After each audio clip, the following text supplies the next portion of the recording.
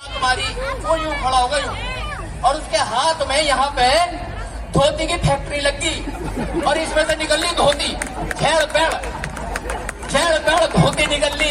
अब सोचो उस महिला का क्या हो रहा है, एक उतार रहा एक चढ़ा रहा, तेन का दिन हो रही होगी तभी उसका तो जन क्या बना दिया। मतलब नारी का इतना तिरस्कार।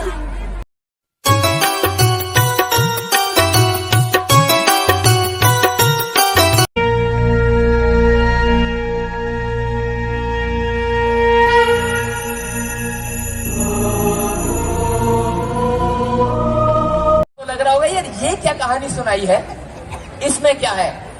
ये कहानी आपकी जिंदगी से जुड़ी हुई है। हम सब ने वो सारी चीजें मान रखी हैं जो है ही नहीं, जो बंधी नहीं है उन्हीं से हम बंध गए, जो गड़े नहीं है उन्हीं को हमने गड़ा हुआ मान लिया। उदाहरण देके बताता हूं, हमारी बुद्धि को बांधने के लिए ऐसी ही रस्सियों का इस्तेमाल किया गया है जिन रस्सियों को कभी देखा नहीं गया। वो कैसे रस्सियां थी, आज उन रस्सियों के दर्शन कराता हूं। एक राजा था, राजा का नाम था राजा जनक। उसके यहां कोई बच्चा नहीं था। हालांकि बच्चे ना होने की समस्या बड़ी पुरानी है, तो डॉक्टर से मिलता, हकीम से मिलता, किसी वैद्य से मिलता। वो किसी हनीप्रीत के पापा के टाइप के पास चला गया। समझ गए, हनीप्रीत के पापा टाइप लोग, आशाराम जैसे लोग उस जमाने में भी थे। तो उसने उसे समझाया कि राजा जी, अगर राजा रानी मिलके दोनों हल चलाएंगे तो बच्चा हो जाएगा। तो मैंने अपने गुरुजी से पहले पूछा, मैंने कहा गुरुजी, साला हल चलाने से बच्चे कैसे होंगे। राजा रानी ने मिलकर हल चलाना शुरू कर दिया। हल चला रहे थे, हल चलाते चलाते एक जगह हल अटक गया। जब हल अटक गया तो बहुत कोशिश करी, नहीं निकला। खुदाई करी तो उसमें घड़ा निकला। घड़े में पुटर पुटर की आवाज आ रही थी। घड़े को फोड़ के देखा, उसमें एक लड़की निकली। लड़की का नाम रखा गया सीता। मैंने अपने उस्ताद जी से कहा, मैंने कहा उस्ताद जी तो यार ये बताओ, पालक ना हो गए, आलू हो गए, शकरकंदी होगी, खुदाई में निकल ले, पालक खुदाई में निकल रहे। मेरे गुरुजी ने कहा, गुरु ऐसा है, ये पढ़े लिखे समझ लेंगे, तेरे जैसा अनपढ़ ना समझ पाएगा इस बात को। पहले बहुत सख्त था, बंधा नहीं था, बांध दिया गया। हम लोगों ने स्वीकार किया, हाँ ये बात सत्य है। दिमाग लगाइए, क्या वास्तव में खुदाई में बच्चे निकल सकते हैं? हड़प्पा की संस्कृति हो गई, खोद रहे तो निकल रहे, पुराने मंदिर और पुरानी मूर्तियां निकल रही, बच्चे ना हुए, आलू प्याज हो गए। मूर्ख बनाया हमारा। जो नहीं है उससे बांधा गया। ऐसे कैसे हो सकता है? ऐसे कैसे संभव है कि हम खुदाई में कुछ पाले? एक साधु था, उसका नाम था मत्स्येंद्र नाथ। मत्स्य मतलब मछली। मत्स्येंद्र नाथ वो भीख मांग रहा था। भीख मांगते मांगते वो एक घर पे पहुंचा। वहां एक महिला उदास बैठी है। अब महिला उदास बैठे, पूछा बेटी तू उदास क्यों बैठी है? कह रही मेरे यहाँ बच्चे नहीं, और ये समस्या बड़ी पुरानी है बच्चे ना होने की। तो एक काम कर, उसने झोली में से कुछ राख निकाली और उसने ना जाने कौन सा मंत्र मारा उसने, और उसे दे दे, ले इसे खा ले।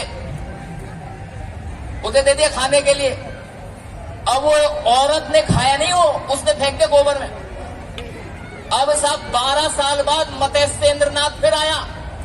आके उसी महिला से कहने लगा, अब तो बच्चा तेरा 12 साल का हो गया होगा। मतलब उसे ये पहले पता था लड़का है।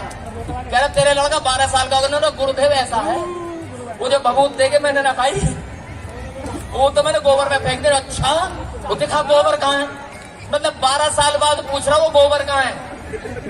अब वो गाय के पास ले गई और गोबर भी वही था, और गाय अपने थन से दूध अपने आप निकाल के उस गोबर में डाल दी थी। उसने बच्चे को आवाज दी, बच्चे को आवाज दे रहा गोरख है। गोबर में से 12 साल का बच्चा निकल गया। ओ भैया, ओ बाबूजी, गाय के गोबर में तो बालक आ रहे हैं। फिर वही 12 साल का लड़का आगे चल के बना गुरु गोरखनाथ। है पागल बनाने का थिएटर, नहीं बोलो हाँ या ना।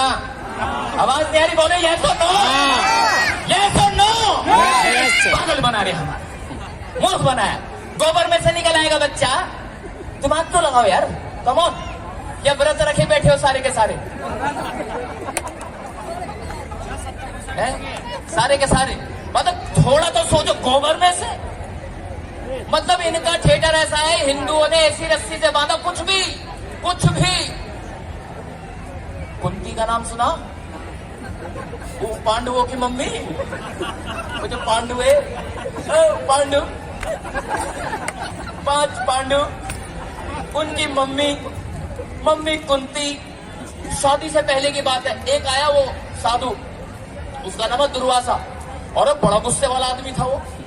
उसकी कहानी अगर मैंने बता दी, वो ज्यादा खतरनाक है, वो नहीं बताऊंगा वो गुस्से में क्यों है, वो ज्यादा खतरनाक है। वो गुस्से वाला आदमी था, और उसकी सेवा कर दी कुंती ने, बहुत बढ़िया। अब न जाने कैसी सेवा करी कुंती जाने, दुर्वासा ऋषि जाने। अब साहब दुर्वासा ऋषि तो मंत्र देगा कि तू इस मंत्र को पढ़ेगी तो जिस देवता को चाहेगी बुला लेगी। अब कोई नई चीज मिल जाए, किसी को बालक को मिल जाए, तो अंदर करेंगे। अब वो मंत्र मिल गया, वो मंत्र उसने पढ़ दिया। अब मंत्र जैसे पढ़ा, वो तो ऐसे हो गया जब मोबाइल के विजेट खुल गए हों, दुनिया भर के खटके से खुल गए। किसे बुलाना है? अरुण, वरुण, यम, सूर्य, शनि, इंद्र। अब उसको सूरज को बुला ले, उन्होंने सूरज का बटन दबा, सूरज जो यहाँ दिखाई दे, सूरज आ गया भाई, सूरज आ गया। कहने लगा हाँ बता क्या चाहिए। वो कुंती कह ले, ओ भैया मैं तो वैसी मंत्र से पढ़ दी, तो तेने वैसी पढ़ दी, अब तो मैं आ गया, तो अब मैं आ गया हूं तो मैं तो कुछ दे के जाऊंगा। तो भैया देख कैसा है, तुम जो देना जल्दी से दे दो और तुम यहाँ से चले जाओ। कह रहे मैं तेरे को पुत्र दे करके जाऊंगा। कुंती ने जैसे सुना, शादी तो हुई नहीं थी, कुंती ने जैसे सुना पुत्र दे के आऊंगा, कुंती के चिमटे टेढ़े हो गए, उसके कुत्ते फेल हो गए, सारी स्प्रिंग खिंच गई, उसकी पैरिंग की गरारी घिस गई, गोली घिस गई, ग्रीस खत्म हो गई। ओ भैया, ओ बाबू जी, और कैसा करेगा? और मेरा तो ब्याह भी ना हो, और मेरे तो पापा मारेंगे वो। ओ भैया कह रहे नहीं, पुत्र तो दे के ही जाऊंगा। अब उसने ना जाने कौन सा खटका दबाया, कुंती के कान में से बच्चा निकल आया, और लत्ते कपड़े पहन के स्वागत के अंदर में बनियान पहन के उनने, कवच कुंडल सब रेडीमेड। मैंने कहा गुरु जी यार एक बात बताओ, ये सारा बालकों ने पैदा होने की जगह बदल दी, कहीं से भी निकल ले, कोई खुदाई में, कोई गोबर में से, कोई कान। ओ भैया कान, सोचो तो सही कान कितना बड़ा हो गया वो पढ़ के, कान। इसीलिए उसका नाम रखा कर्ण। जो रस्सी है ही नहीं उससे हमें बांधा गया और हम बंध गए, जो खूंटा है ही नहीं उस खूंटे से हमें गाड़ा गया, बांधा गया और हम बंध गए। धर्मराज युधिष्ठिर, धर्मराज जिसके धर्म के चर्चे हो, भाई साहब उसकी तूती बोलती हो, सत्य का सत्यनिष्ठ, कर्तव्य का कर्तव्यनिष्ठ, उससे बड़ा कोई है ही कौन ही। इतना बड़ा लाट साहब, और जानो उसने क्या करा? उसने अपनी घरवाली को जुए में धर दिया। जुए में एक पल के लिए सोच के देखो, आज अगर मैं अपनी घरवाली को जुए में दांव पे लगाऊं तो मेरे चरित्र के बारे में आपकी क्या राय हो जाएगी? अब ना बोलने का कोई भी, सारे व्रत रखे बैठे है ना। कितना घटिया चरित्र हो जाएगा मेरा, उठाया गया इन्होंने कह दिया, कितना घटिया चरित्र हो जाएगा। लेकिन उस आदमी ने किया, और उससे भी ज्यादा उसने क्या, दुर्योधन ने कर लिया, उरे को लाओ इसे, इसके लगते पाड़ो, इसके लगते पाड़ो। और वो दुशासन लगता उसके धोती खींचने। इतने में एक भैया आ गया, वो भैया हुआ था, एक बार उस भैया की उंगली में वो कट गया कुछ थोड़ा सा, जन कहा उंगली दे रहा हो, उंगली में कुछ लग गया उसके। अब उसने धोती फाड़ के उसकी उंगली में पट्टी बांध दी, जैसे पट्टी बांध द्रौपदी ने बांधी पहले कभी, तो उनको रो रहे, तू तो मेरा भैया होगा, अब तो राशि की लाज रखनी पड़ेगी। तो जब वो उसकी धोती उतर रही थी तो लाज बचाने के लिए आया हो। जानते हो उसने क्या करा? ना तो लपड़ मारा, ना गुट मारा, न रहपट मारे, न बाल पाड़े, न लात मारी। वो यूं खड़ा हो गया और उसके हाथ में यहाँ पे धोती की फैक्ट्री लगी और इसमें से निकल ली धोती, झेड़ पेड़ धोती निकल ली। अब सोचो उस महिला का क्या हो रहा है, एक उतार रहा एक चढ़ा रहा, तेन कभी नहीं हो रही होगी तभी। उसका तो जन क्या बना दिया। मतलब नारी का इतना तिरस्कार, इतना अपमान तो इतिहास में कभी भी नहीं हुआ। और वो भैया कैसा, उनने जो है फैक्ट्री लगा दी आके, क्या था भैया आओ। मतलब सोचने वाला विषय है। जो रस्सी है ही नहीं उससे हमें बांधा गया और जो खूंटा गड़ा हुआ नहीं उससे हमें बांध दिया गया। कैसे मूर्ख है हम। आखिरी बात कह के अपनी बात खत्म करूंगा। आखिरी बात, एक बार क्या हुआ, एक राजा था, उसका नाम था कंस। उसने अपनी बहन का ब्याह कर दिया वसुदेव नाम का आदमी से। बहन का नाम था देवकी। अब ब्याह करके जब उसे छोड़ने के लिए जा रहा, अचानक ही बादल गरजने लगे, आसमान फट गया और उसमें लाउड स्पीकर लग गए, तुर्री लग गई, सारे एम्पलीफायर वही लग गए। वहां से आवाज आ रहा, कंस वे जिसे तू छोड़ने जा रहा ना, इसका 8वां लोंडा तुझे निपटा देगा,